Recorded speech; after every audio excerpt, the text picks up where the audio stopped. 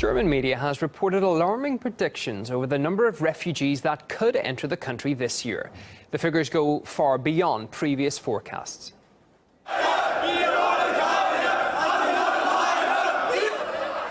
The issue has driven a wedge in the German public. Counter-protests like these are flaring up around the country. This is the latest rally in the town of Rusia, organised by far-right activists. There's money for some construction. They get refurbished. We think it's for us, but no, it's for asylum seekers, and that is not okay. I'm scared for my children, that these thugs get into Germany. Our children brainwashed, and they drug the children with narcotics. It is about time to stop this insanity. Where shall this lead to? Shall we accommodate all of Africa and other countries as well? However, the refugees are not without their supporters too. A website has been launched to help migrants find roommates around the country, while another free phone app provides asylum seekers with guides around the city of Dresden, as well as legal advice. A German TV presenter has also spoken out against intolerance. Apparently, it's no longer embarrassing. Having people refer to you with phrases like filthy vermin should drown in the sea. You get excited agreement and a lot of likes. These hate scribes need to understand that this society will not tolerate this. Well, those comments caused quite the uproar online. Some Twitter users claim they'd rather see Nazis on the streets than foreigners, quote, taking advantage of Germany's welfare system, while others praised the journalist's attempt to address the divisive mood in society. The standoff between those for and against the migrants has even led to violence. Recently, the car of a left-wing politician from a small town was blown up. The politician is an active campaigner for asylum seekers and says he has no doubt the attack was organised by the far right. Journalist and author Lode Van Nuys claims the rift is driven by the economic situation in Germany.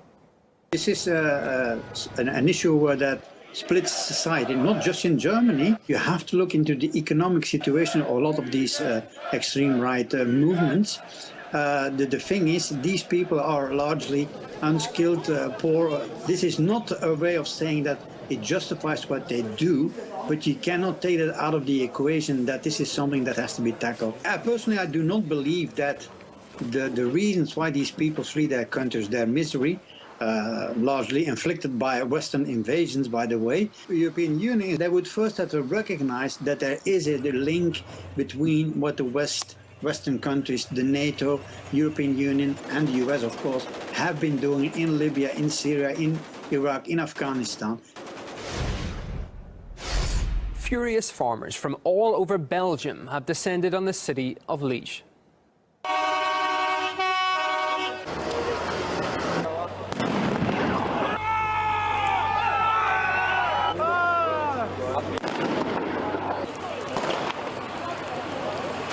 Dozens of farmers burned tyres, angry at plummeting milk prices. They blame the drop in cost on lifting 30-year EU milk quotas, which quickly caused overproduction, as well as the Russian ban on food import, which came in response to EU sanctions imposed on Moscow.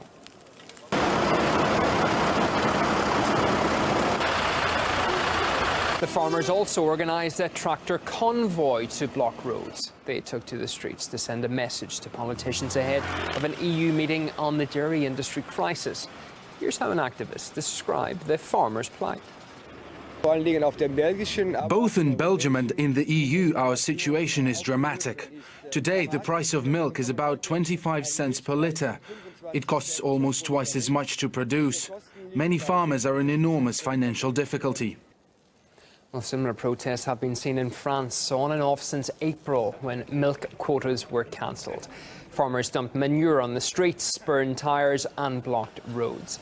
They also blame their financial hardship on a lack of foreign exports and a flooding of markets with German and other big producers' goods. Gilbert Doctorow, who is a European coordinator at the American Committee for East-West Accord, claims EU governments are turning a blind eye to the crisis.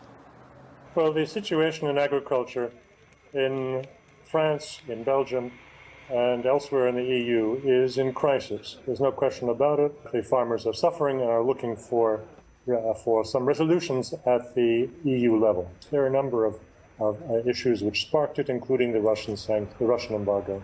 It helped to create the crisis, which had many other reasons as well. The European leaderships are burying their heads in the sand. So it will take more than 60 tractors on the E411 or 300 tractors around the Liège airport to spark them to take effective action. Part man, part machine, using technology to turn into the people of the future. Biohackers are installing implants to enhance their bodies, and we speak to one of them later in the programme. Plus, Germany will now run over a dozen Greek airports as the country struggles to secure its third bailout. The details on that just ahead.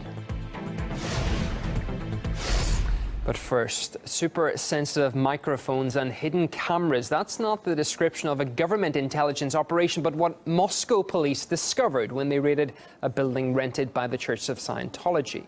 The organization is now suspected of spying on its worshippers and even blackmailing them. Ilya Petrenko investigates. Imagine that you come to a church to share your deepest concerns and open up your soul. And the church records all that to use it to blackmail you. That's what police say could have been happening at the Moscow section of the Church of Scientology. I want to go there and ask the people who work there and community members what they can say to that. But I was kicked out even before I could get to my first question.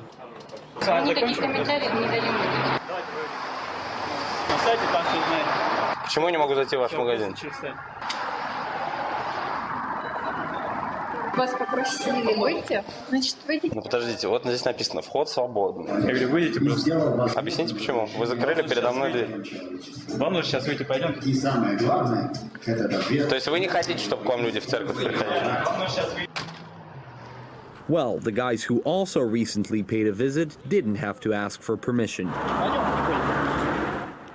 The cops discovered that reconciliation rooms were stuffed with hidden voice and video recorders. I thought no one could bar me from asking parishioners about it outside the church, but this was not the case. Почему вы не можете с нами поговорить?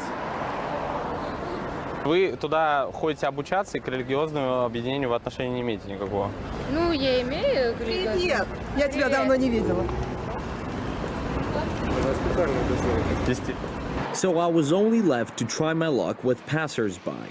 Вы знаете, что это за здание? What do you think about it? I don't know anything about this. Scientology. Yeah, it's the Church of Scientology. This American actor. Православная что-то. Я думаю, не православная. Until we finally met folks from that very neighborhood. Наглые, настырные, лезут, пристают, дергают за рукава. Серьезно? Да. Вообще, мне кажется, что это все построено по принципу пирамиды. Ну, мерзавцы они, конечно. Они подходят и за ручку так: ой, а можно? А давайте мы с вами поговорим. И ты говоришь, когда нет, что ребята, там, мне это неинтересно, идите дальше. Они говорят, почему, вы что, вы зайдите, пойдемте, за ручку тянут. Well, since Moscow's Scientologists have suddenly lost all their hospitality, it will be up to the authorities now to ask more serious questions. A criminal probe is well underway. Ilya Petrenko, RT, Moscow. Scientology was created by American science fiction writer Ron L. Hubbard. His followers believe that life on Earth began 75 million years ago thanks to an invasion led by space dictator Xenu. The most devoted Scientologists sign a billion-year pledge to prove their commitment. The church has been accused of hypnotizing worshippers and holding them against their will. A Scientology office in the US was even investigated for human trafficking accusations. Several famous figures are among its followers, such as actors John Travolta and Tom Cruise, and often find themselves the butt of jokes over their beliefs. All right, what the hell is going on here? We've been looking for your son for a long time, Mr. Marsh. He is the reincarnation of our church's most sacred prophet. Oh my God, it's John Travolta! Is this where he lives? Is this where Ron Hubbard is? Oh my God! Yes, John Travolta and Tom Cruise are big Scientologists. Do you believe me now? The German parliament is expected to vote on a third Greek bailout today in what's expected to be a heated debate. It's believed some of Angela Merkel's party members could go against their leader and say no to the funding. Meanwhile, Syriza, the Greek ruling party, has approved a deal to hand over 14 airports to a German consortium. The contract is worth €1.2 billion and could last for up to 50 years. The deal was part of the creditors' demands to secure a third bailout. And the airports are not the only things that are on sale in Greece right now. Other travel hubs like ports, railways are also to be sold off. The National Lottery and water utilities are to go too. And what is seen as the most painful, the country's island of the internet. After the break, we look into why Washington has decided to retain oversight of the world's online domain name system for at least another year.